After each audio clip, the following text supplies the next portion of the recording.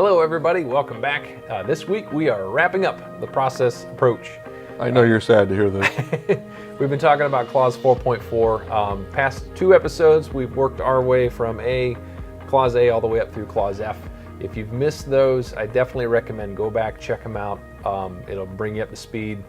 Definitely check out the one where we talk about managing risk. Right. Well, Mike, we want to pick up the last two clauses, but before we do that, maybe you could review the other clauses, and so that we know where we're picking up from. Sure. Okay, so let's get on the same page.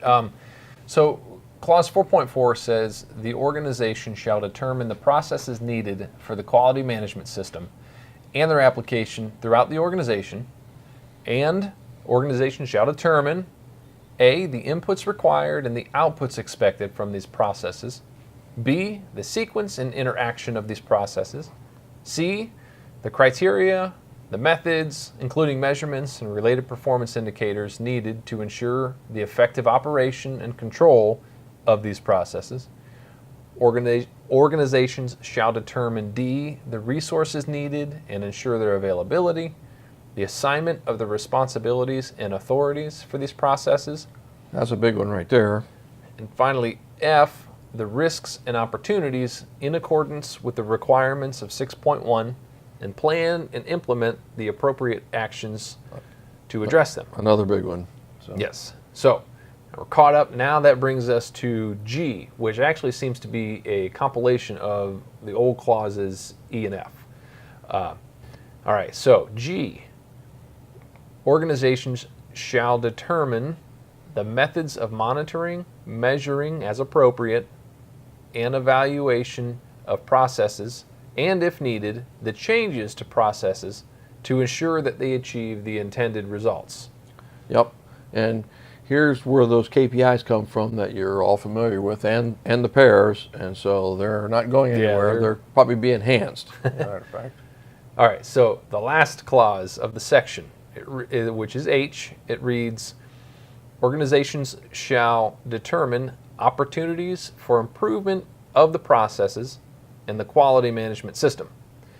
And there's also a note added at the bottom of these clauses which reads, note, subclauses A through H are considered essential to the adoption of a process approach as described in clause 0.3.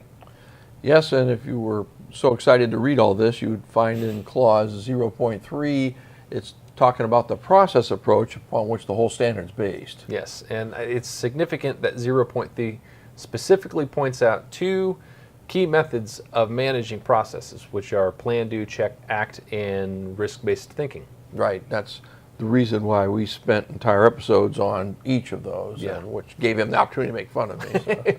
So. I think it's fair to say, though, that these clauses, they form the foundation around which the entire quality management system is built. Yeah, you're absolutely right. It also, of course, forms the foundation of what the auditors are looking at for effectiveness of the system and developing the pairs. I can only imagine how this is going to be expanded in AS 9101.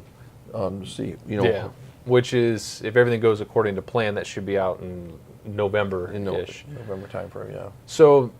So that's it. That's clause 4.4. So what's next? Are we going to keep moving through the standard? I know that documentation requirements have changed, and we definitely need to talk about that. Yeah, documentation requirements are huge, and we're going to attempt to explain that in future episodes.